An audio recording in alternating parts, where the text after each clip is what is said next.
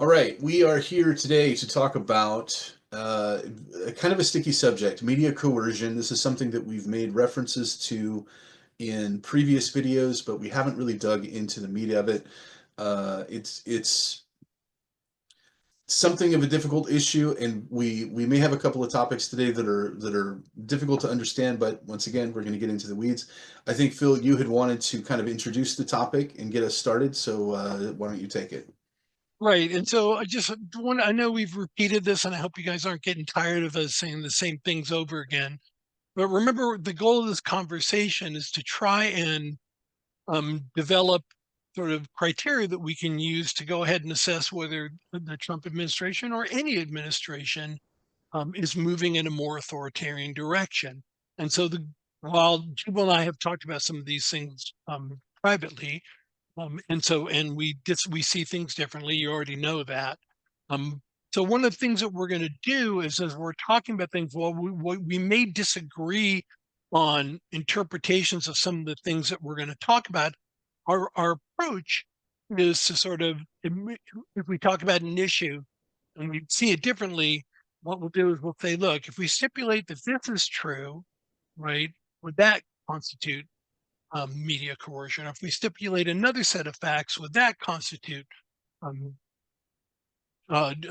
coercion or media coercion or movement in an authoritarian direction? So that's the idea. So while we disagree about what we'll disagree on our interpretations of some of the events that we're going to be talking about, at some point in the conversation, we're going to sort of revert back to that approach because that, again, is the goal. Develop these criteria by which we can evaluate whether any administration is moving in a authoritarian direction. So just want to Uh, remind everybody what the goal is here. Right, right. So there are a number of ways that you can kind of look for coercion and try to figure out, is and defining it, just broadly defining media coercion basically means that the government is stepping in and is compelling a media agency either to report particular information or to not report particular information, right?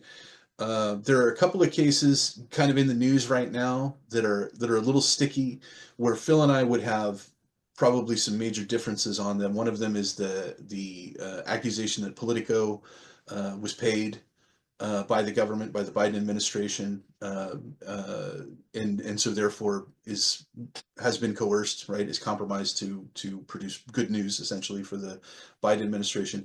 The other was the Hunter Biden laptop story, the suppression of that story. That's something where Phil and I are probably going to disagree on whether or not that even happened, or what the facts of the case are. But those two cases seem to be getting a lot of press, right? For my part, what I would say is the if we're trying to understand what coercion is, let's say that Politico got paid by the federal government for its news services. I think that we can agree at least that far, right, Phil? That Politico got money from the government to provide them with services. The question then becomes: are they compelled to produce information from their platform that is then agreeable to the government because they're getting paid by the government? And my position on that would be no. That's not coercive. Coercive means you are you are threatening the institution with potentially damaging situation if they don't follow your orders. Is that a fair difference I between think, those two things? yeah, I think that that's a fair, and I would agree that that's not coercion, because as it turns out, and I didn't know this, so Jubal had brought this to my attention, and so I got into the weeds. I did what I always do. And it turns out that, like, the way the story was originally told, there was $8 million spent on Politico subscriptions. I'm like, I get it for free. What the hell? It turns Right. out that there's something called Politico Pro that does all kinds of things that Politico don't do. And apparently, various federal agencies subscribe to these subscriptions. Um, and so I didn't know that that was the case. They do that to get information. So various agencies have subscriptions. To me, the government trying to stay informed and being on top of things doesn't strike me as being coercive in any kind of way. I was surprised at how much was spent on subscriptions, but apparently, well, the federal government's big, and so um, that's. But so Right. I think the way it was originally reported was that somehow this was the Biden administration sort of trying to influence coverage by Politico, right? And that's certainly how some people in the conservative media were talking about it. It turns out that, like I say, it wasn't $8 million; it was $44,000 out of USAID. And it turns out that during the Trump administration, they subscribed to Politico Pro as well. They spent more on AP News, actually, and subscribing to their content than did the Biden administration. The Biden administration had other subscriptions. So this to me is sort of like not, it doesn't meet that bar. And then one thing I want to add to Jubal's introduction, I mean, I think when I think about coercion, I think coercion when you're being coerced when you're doing something that you would otherwise not do and don't want to do, or feel compelled to do it for fear Mhm. that something bad is going to happen. So when you're doing something that you don't want to do, um, that then um, uh, as a result of a threat or an implied threat, Right. That's what that coercion is right, that's what coercion to is. And begin so with. this clearly doesn't constitute um, Right. Even coercion. if Politico is getting millions of dollars, in Politico Pro, I think is getting millions of dollars from the government, right? Yeah, They're providing a service. Now, the idea that that's coercion, I don't think is necessarily accurate. Worst case scenario, it's a bribe, but a bribe is not coercive because a bribe is an incentive, right? right. A bribe would be, hey, here's a reward for doing what we want you to do. Okay, we're going to go ahead and do that. A bribe doesn't rob someone of agency, right? You can still you can do what you want to do. So worst case scenario, you could look at it that way. I don't know that I even necessarily agree with that because I'm not entirely familiar with what the Politico Pro service is or how necessary it is. I feel like maybe this is a job for Doge. Like if we're spending millions of dollars on Politico Pro, maybe we don't need to, right? So maybe this is the wrong kind of argument. But I don't see paying for a service as coercive. It's sort of like the opposite of coercion. It's an Right. incentive. And the also in keeping with how Jubal and I approach this, if it's coercive in one administration, or not coercive, even if it's a bribe in one administration, then it has to be a bribe in every administration. Right. And so as I was looking into this a little bit more, I just had no idea that there was so much spent on subscriptions. I don't have a problem with it. I want people and the federal government to be informed. Apparently, it's federal, state, trade associations, all kinds of different organizations subscribe to these services. I'm fine with that. It's just that when if it's going to be considered um, not coercion, but a bribe or incentivizing favorable coverage, it has to be that in every administration. Sure. And No, and so, I and I'm would sure I'm sure Jubal, I'm sure you would agree with that. I would agree with that, and I think that again, I'm not going to say that I don't have a problem with the government having these very expensive subscriptions. My understanding is that Political Pro can cost upwards of $10,000, as long as they're being utilized, as long as they're necessary, right? But if they're just out there, my concern is that you have a situation where a politician agrees to buy a certain number of subscriptions from a particular news outlet at the cost of millions of dollars. Well, neither one of those people has a reason to revisit that transaction and determine whether or not it's actually has value, right? The politician, it's not his money, and then the news organization obviously wants the subscription. So it can become an efficiency question. But as far as coercion is concerned, I don't think it's coercive for the government to pay for new subscriptions. Right. I think I can just And categorically say that. okay, and I agree that this doesn't qualify as coercion. So So the whether the Obama administration was doing it, the Trump administration, the right. Biden administration makes no difference. Right. This isn't coercion. Paying for news services is not coercive. The second issue was the Hunter Biden laptop. The idea that that information was suppressed. I think that much of this came from the release of the letter from the 51 intelligence officials who said this has all the hallmarks of Russian disinformation, which at this point now, with hindsight, we can look back and we can say, okay, that that was not accurate. But and the Hunter Biden laptop was the Hunter Biden laptop. Um, but the idea was, in the lead up to the election, this was put out to kind of cloud the issue and uh, make it seem like this wasn't a real thing, and to prevent the discussion of this topic in the lead up to the presidential election. The accusation from the right is that left leaning news sources sort of smoked out the issue, clouded the issue with this letter from intelligence officials, made it seem like this wasn't really a problem, and then also, blocked or moderated content on the issue on social media platforms. At this point, I don't know how real that is either, because everybody was talking about it, and if everybody's talking about something, you can't say it's being like it's being shut down, right? Everybody was talking about Right. the Hunter Biden laptop, so it's like it's sort of a self-defeating claim to say, as everybody's talking about the Hunter Biden laptop, that nobody's allowed to talk about the Hunter Biden laptop, right? Right. And I did my into the weeds stuff. It was all over. It was all over the media. I did searches for individual media outlets and to see if there.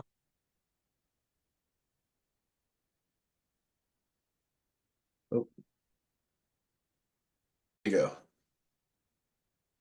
Sorry, you guys. I accidentally muted myself. When I don't talk with my hands, they move down here, and I hit the mute button on my microphone. So I will keep it out of the way and behind me, so I don't do that again. So I think what I was saying was that The story it was had everywhere. the story was everywhere. So that's right. I did an individual search of various news outlets to see how much coverage it got. And there was just a ton. All I did was search between the 14th of October and election day. And in my initial search, there were like 20 articles in the Washington Post, 12 in the New York Times, 29 on Fox News. Um, Washington Times had 9 stories.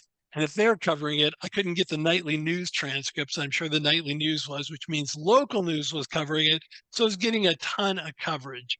And so this was one of those things where it's like, okay, it doesn't but there's an effort to coerce, and it gets more complicated because this isn't the government trying to coerce these outlets not to do anything. Because at the time the Hunter Biden story broke, um, Donald Trump was president. And so if the FBI was warning them about Russian disinformation, that would have been Trump's FBI. So then do we allow for the possibility that the FBI is becoming authoritarian? It just gets kind of convoluted. And Right. then, I mean, I think, and I don't know if you agree with this, Jubal, so this might be one of these points of disagreement, but it seems to me that the letter sent by the 51 national security experts, it didn't say this was disinformation. They said this just the way you said it. It was perfect. It has all the hallmarks of Russian Mhm. disinformation. And so we know that Russia had tried to interfere in the 2016 election. Please, nobody suggests that I'm saying that that's why Donald Trump won because the Russians got involved. That is not what I'm saying.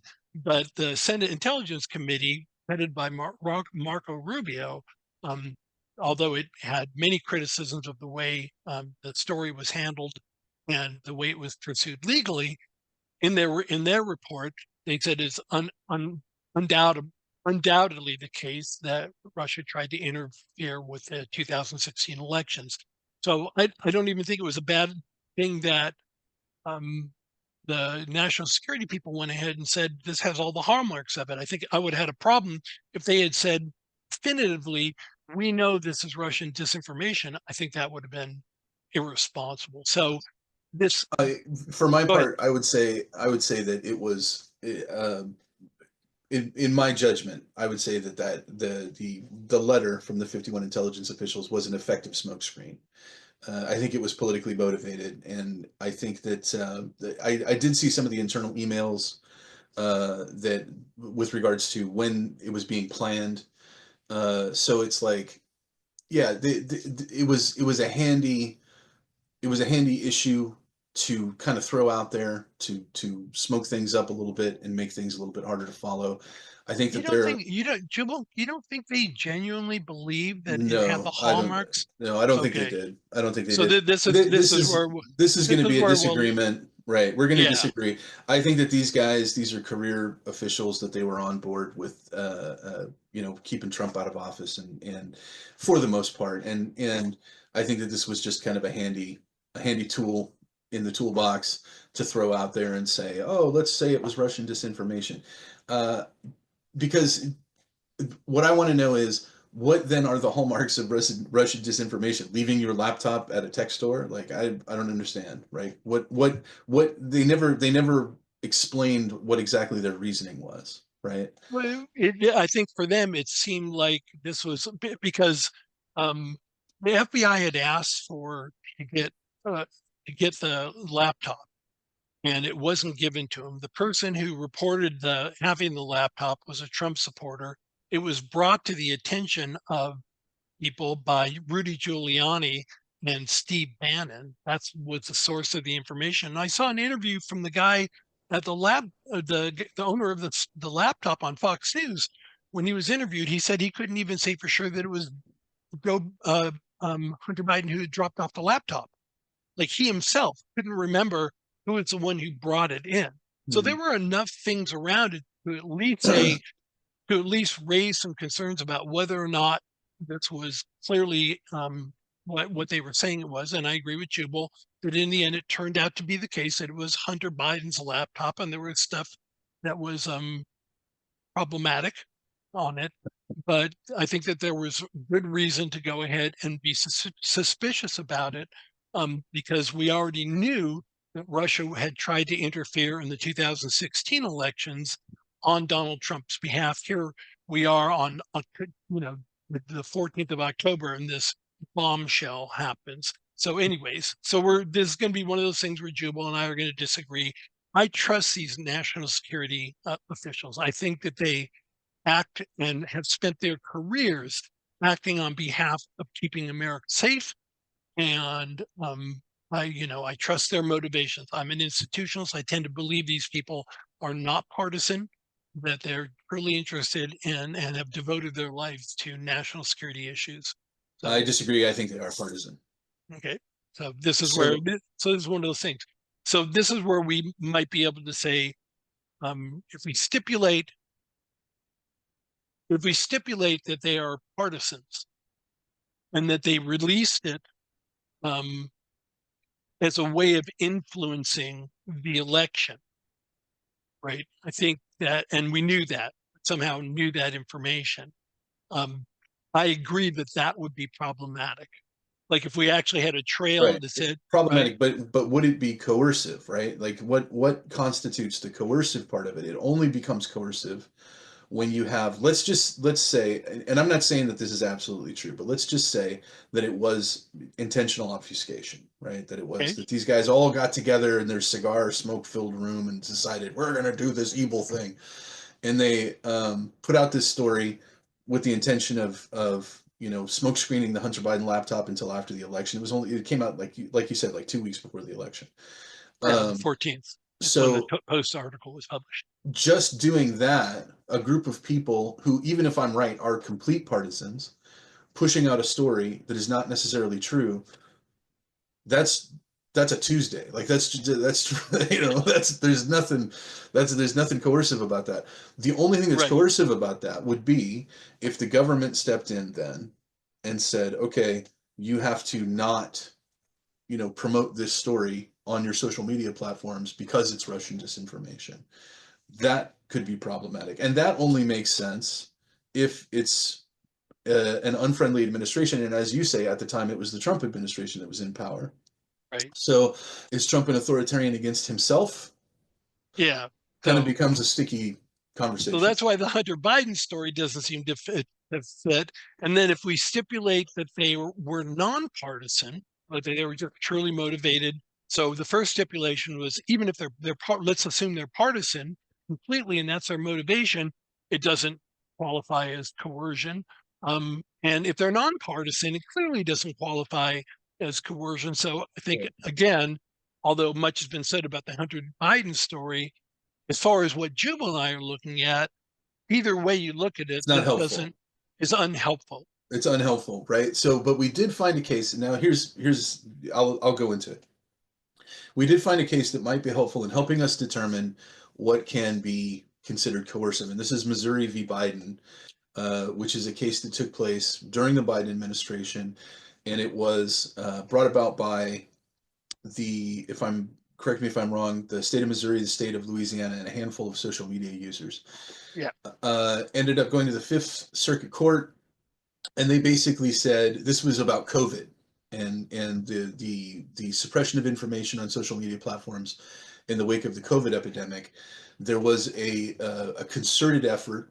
I think at this point we can agree that there was a concerted effort to downplay information on social media platforms that was construed by the Biden administration as harmful.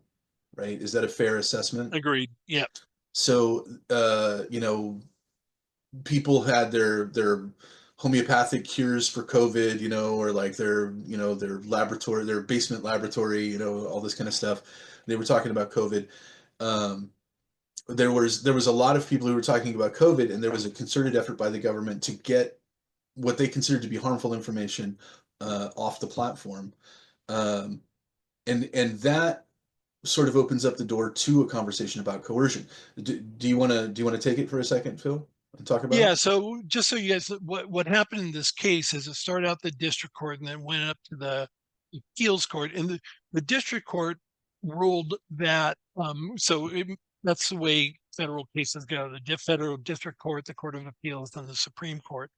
At the district level, the court went ahead and ruled that it put an injunction on the federal government. Said basically, hey, you can't talk to social media companies because they viewed it in their ruling, or initial ruling, as being coercive, right? And they As a, said as this a is the First Amendment violation, I yeah, think First is. Amendment violation. So they said you can't do that.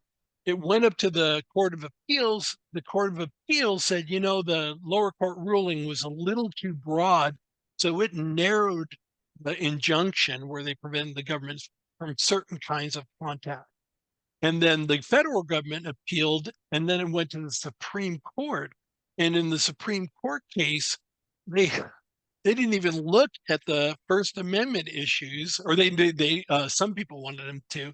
They ruled that the plaintiffs in the case, Louisiana, what was the other one, Missouri. Missouri, and the four people whose posts had been taken down, that they didn't have what's called standing, that haven't demonstrated they were harmed by the government's actions. And so the Supreme Court vacated the two lower court decisions, but never really raised the First Amendment issues. And what was really interesting in this case is it was a 6-3 decision. Three of the six who voted in favor of this, I know you're all thinking, yeah, the conservatives did that, right? No, it was Amy Coney Barrett. She wrote the opinion for the court, Chief Justice Roberts, and Kavanaugh. And then the three liberal justices, they all ruled that the plaintiffs didn't have standing. Alito wrote the dissent and said, we think that there were really important First Amendment issues that the court had sidestepped. And so ultimately, by the time it got resolved by the Supreme Court, they never really touched on the issue. The lower court did. They had a broad ruling. The Court of Appeals narrowed it, and the Supreme Court said nope, Vacated it, yeah. vacated the whole So thing. it does present an interesting way of looking at this issue, though, because essentially what happened, and you can tell me if this is a fair assessment. Essentially, what happened was people were posting all this stuff about COVID on social media platforms. There were elements of the Biden administration that saw that as dangerous. And so they went to the social media platforms and they said, you have to take this stuff down because it's dangerous. And if you don't, we're going to come after you. And the social media platforms, by and large, were cooperative. They're like, Right yeah, now, Let's In nothing that I read did I hear anything that sounded like a threat, like the right. world will come The after you. And as far as I know, there's no evidence of them the Biden administration or the Department of Justice going after any social media outlet. No, no, but this does fold into Zuckerberg, what Zuckerberg has been saying more recently Right. for instance, on the Joe Rogan podcast, when he says, look, they were calling us, they were screaming at us, they were telling us to shut it down, or they were going to come in with all their agencies and do, all these audits on us. So I don't doubt that a person in the Biden administration who earnestly thought that this COVID information was dangerous to the public would would threaten a social media platform to get them to take this stuff down. What I find interesting is that the social media platforms were so on board, right? That they were like, yeah, let's help. Let's do what we can. Now Zuckerberg had again has you take it for what it's worth. You can believe him or you can not believe him. He's come out and he said he feels bad that he was so cooperative, right? He feels like he shouldn't have been so cooperative. Okay, well that's an easy thing to say now, right? now that you have a new administration, really easy thing to say. At the time, where were you, right? So whatever. But my point is this: if you have a social media platform, which is where the people go right now to have their conversations, and the government comes in and says we're going to shut this down because we see this information as dangerous, do you think ultimately um, that's a good thing or a bad thing? I mean, is it a good thing or is it a bad thing for the government to be able to suppress particular kinds of speech on social media? Again, I would have trouble with the idea of them threatening lawsuits or something like that, threatening to take them to court for damage that they're doing if people are getting sick or using these homemade recipes for how to deal with COVID.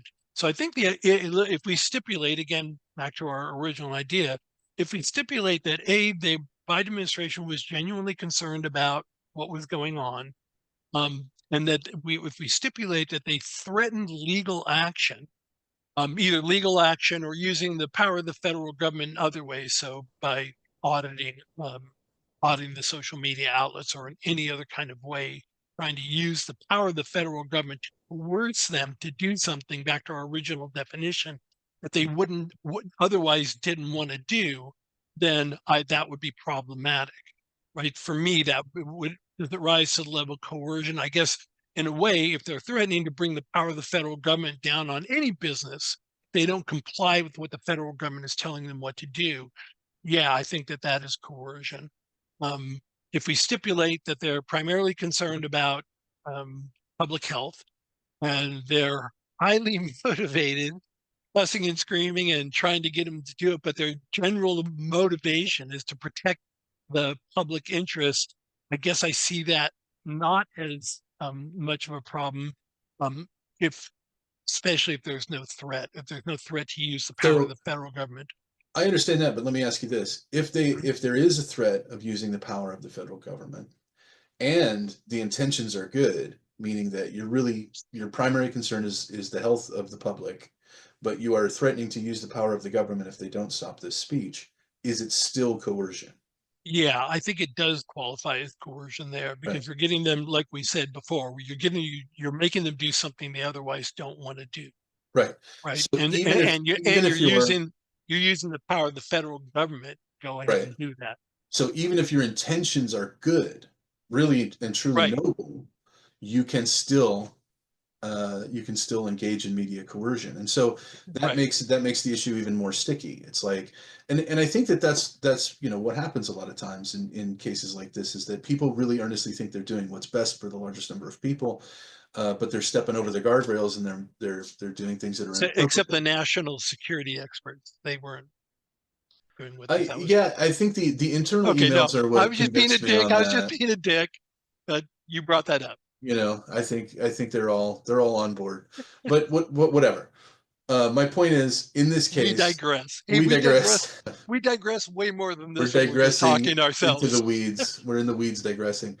Uh, I do think that what this does is it allows us to sort of separate intention from effect in this Right. case, right? It's like, regardless of what your intentions are, if you're suppressing speech, and you're threatening the power of the government on platforms. If they don't suppress the speech, then you're engaging in media coercion, right? And that Right. is undoubtedly a movement in an authoritarian direction. Right, and I agree 100%. Whether this one of the challenging things about determining whether that's the case here is, one, we don't even know who contacted, or at least I couldn't find any indication that Zuckerberg ever said who actually contacted him. Hmm. Right, so I don't know if he was contacted by the White House. I don't know if he was contacted by the CDC. I don't know if he was contacted by the FDA. I don't know who contacted him. I couldn't find any. I don't know if you have that information, Jubal. I don't. Not I off the looked. top of my head. I'm sure Yeah, he's talked about it, but I couldn't tell you off the top of my head. yeah. But for my So part, the it's if it's coming from the federal government, regardless of what agency it is, if it's coming from the federal government and there's a threat, a punitive result if you do not comply, then that's got to be considered coercive, whether it's coming from the CDC or the FDA or the White House. Right, although it is a little bit different if, and again, we're just stipulating this, if Biden contacts the CDC, tells the CDC, or one of his underlings is ordered to contact the CDC, tell the CDC to call the media, the social media platforms, and threaten a lawsuit. So it's coming directly from the White House. That's a clear case of, in my estimation, a movement in authoritarian direction than the CDC being motivated by their concern about public health, making wild threats that they really can't substantiate. They can't sue the media platforms. So Right. it's an easier line if it comes directly from the White House. And it doesn't have to come directly from Joe Biden himself. If it comes from his chief of staff, or if it comes from a cabinet official, I think we could effectively say it's the same thing. So so I agree. Just so we're clear, we stipulate that if the federal government is trying to shape coverage um, by threatening to use the punitive powers that the federal government has at disposal to shape coverage, because every administration tries to shape coverage in a Right. favorable way. But if they threaten to use the powers of the federal government if somebody doesn't comply, and it's not something that they would otherwise do, then yeah, I think that clearly Right. qualifies for That's the coercion. that's the that's the standard, right? Is the or else. Is you do it this way or else. Correct. It's the or else that makes it coercion. As you say, every presidential administration, every political campaign wants good coverage and is going to do whatever they can to get good coverage. It's the whole reason you have a White House press secretary. You want good stories about your campaign and your presidency and your administration. It's that threat that makes it a problem. And so finding that threat first, making sure that it's actually there, and then, as you say, showing that the threat actually caused a change in behavior. That is what constitutes coercion. So, for my So part, go ahead. Go okay, ahead. good. Let's move on to a couple other examples, because I Sure. think it gives us an opportunity to sort of explicate this idea. So in January of 2025, President Trump signed an executive order renaming the Gulf of Mexico the Gulf of America. The Associated Press had chose to go ahead and continue to use the actual name, the traditional name. And as a result, the White House barred the AP reporters from certain press events. And so the AP sued for relief, asking for a temporary restraining order. The judge in this case, Judge McFadden, he denied the temporary restraining order because he said the standard for getting a temporary restraining order that would stop the Trump administration in this case from barring the AP um, is you have to go ahead and show that there's uh, a likelihood of success in a future case. That if he doesn't stop it, if it goes on further, you have to be able to demonstrate there's a strong likelihood that you'll succeed when the case goes to trial. Judge McFadden said, I can't say that for sure. But then he also said to the government's lawyers, and I'm quoting here, case law on this circuit is uniformly unhelpful to the White House um, when the White House has banned reporters. So he was sort of saying, like, I'm not sure you're going to win, But I'll tell you what, in my circuit that I serve in, um, you have a rough argument to make. But in this case, the question is once again, does it go ahead and constitute media coercion, or is this just what Jubal was talking about? A White House trying to shape coverage in a way that's favorable. There was no threat to take legal action on the part of the Trump administration. They weren't going to, sue the AP or anything like that. They weren't charging with a crime. And so, once again, although I don't like that decision, I think that that's unhelpful, and I think naming the Gulf of Mexico the Gulf of America is stupid. Um, it doesn't qualify as media coercion again by the standards that Jubal and I are talking about, because the AP can still report on the White House or what's going on in the White House. The the, the press pool that get to go along with the president, they still share their information with the AP, so they're still able to do their jobs. And you could probably make a pretty good reasonable argument that what that would result in was worse coverage of the Trump administration because they're just pissed off at him at this point. Right. So it doesn't, right? There's an old saying back in the days of print media: don't ever get into an argument with somebody who buys ink by the barrel, right? Um, when you pick on an outlet like that, it isn't usually going to engender more favorable coverage. It's going to become more negative coverage. So I think that doesn't qualify as coercion either. I'm assuming you agree with that, Jubal.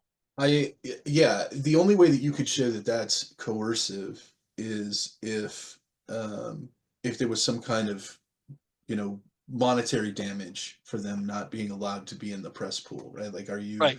are you suffering, you know, horrible economic catastrophe as a result of not being allowed to eat turkey sandwiches with the rest of the reporters? And I don't think that that's the case. For my part, as far as the Gulf of America is concerned, the only question I have: does the president have the legal authority to make that change or not? And if he does, then what was the point of AP refusing to use the new name? That's clearly a protest, Yeah. right? Okay, well, if you protest, be prepared to get some handcuffs thrown on you and get thrown in a cell for a day, right? Right. Well, well, no, we're allowed to protest in this country, Jubal. I'm just saying. I mean, but you know, you if you're gonna make a There, point of your protest, be prepared there, to pay there, the penalty for it. there will be consequences, and especially with the Trump administration, there will be consequences. And I don't know if people remember, but there was one point in which during the Obama administration, uh, President Obama was pissed off at something that had happened on Fox News, so he barred Fox News from the press pool. Right. And in that case, it wasn't legal action that was taken. Um, the other media outlets just got all on him and went ahead and um, insisted that they be let back in, at which they were. And then there was also a case where Trump wouldn't allow Jim Acosta in to the press poll. I feel like And every administration monkeys around with this at some point and right, gets burned by it, right? right, and Acosta was eventually let back in. They pulled his credentials, and so eventually he was let back in as well. So I think Jubal's right that it winds up being that this isn't if what you're trying to get is better coverage, this is probably not a good strategy. Probably a bad Now, strategy. Right. right, not even like not a good strategy. It is actually a bad strategy. Now, more recently, and again, we'll have to talk this out. President Trump has suggested investigating networks like MSNBC, NBC, and he's called their coverage treasonous. Right? He's also expressed intentions to prosecute companies, accusing them of being biased against him. Threats are one thing. Whether that rises to the level of coercion, as somebody who watches MSNBC, I don't think it's changed their coverage of him. Again, because this doesn't work. But I don't know of DOJ taking any legal action against either of these organizations. Presumably, if they did, you would agree that if the Trump Yeah, Department yeah, of Justice, it's one thing for Trump to get up behind a podium and call CNN fake news, right? It's another thing for the DOJ to start taking hard drives out of newsrooms because it's fake news, right? Like that's a Right. whole other thing. It's like, you yelling, and we understand as citizens that if I yell and insult at somebody that I don't like, whatever, right? I call some guy an a-hole, like, hey, you're an a-hole. But if I walk up to him and hit him with a rock, that is substantially different, right? That Right. is So an entirely different situation. And so I think that that's the same thing here. It's like when you say something about a media outlet as a politician, that's one thing. But then when you actually do something, that's battery. That's physical assault, and that's not allowed. and okay, so on March 14th, um, Trump gave a speech, and I'm quoting from his speech. He's talking about MSNBC, CNN, and MSNBC, which he childishly calls MSDNC, but that's Trump. So he says, I believe that I CNN and mean, MSDNC, who literally write 97.6 bad about me, are political arms of the Democrat Party. And in my opinion, they're really corrupt and they're illegal. What they do is illegal. These networks and these newspapers are really no different than a highly paid political operative. It has to stop. It has to be illegal. It's influencing judges. It's really changing law, and it just cannot be legal. I don't believe it's legal. And they do it in total coordination with one another. mm. Now, when you have the president of the United States saying that media outlets who are critical of him, what they're doing is illegal or treasonous, is that problematic? So As we're because problematic. Sure, it's problematic. I think the entire tenor of the conversation, the political conversation we're having in this country right now is problematic, and that's part of the reason why we're doing this podcast. right, I think that the idea that Donald Trump is the only one out there saying stuff like that. Look, the Democrats just ran a campaign where they called Donald Trump Hitler for 4 years. So, wait, let's look. so the Wait, idea, the the all I'm saying is the idea that a person who is in power is not allowed to say mean or nasty or outright derogatory things is clearly not the case. They are allowed to say outright derogatory things. as the president, as the head of the Department of Justice, have different obligations. Because to me, when he's saying it's illegal, it sounds to me like he's instructing the Department of Justice, find out this. I think this is illegal. Do something about it. Hmm. So you, him just saying that, I is problematic. But he's not like every other person. He's the head of the federal government, and he's the head of the Department of Justice. When he's Right. characterizing them as illegal, this is different than, you know, Senator I Fetterman I or gotta I gotta be real honest, man. I think that Trump coming out and saying that these news organizations that are aligned against him are doing something that is illegal, that is really tame in comparison to a lot of the things that were said about Donald Trump by the last administration, that he wants to destroy democracy. So but but but, but, but If Donald Trump is not allowed to say that MSNBC is doing something illegal, then Joe Biden shouldn't be able to say that Donald Trump wants to destroy democracy. except that so you don't think that as president and the head of the Department of Justice, um, him saying that it's illegal is problematic at all? No, I do think it's problematic. I also think it's problematic that Joe Biden called him Hitler for 4 years.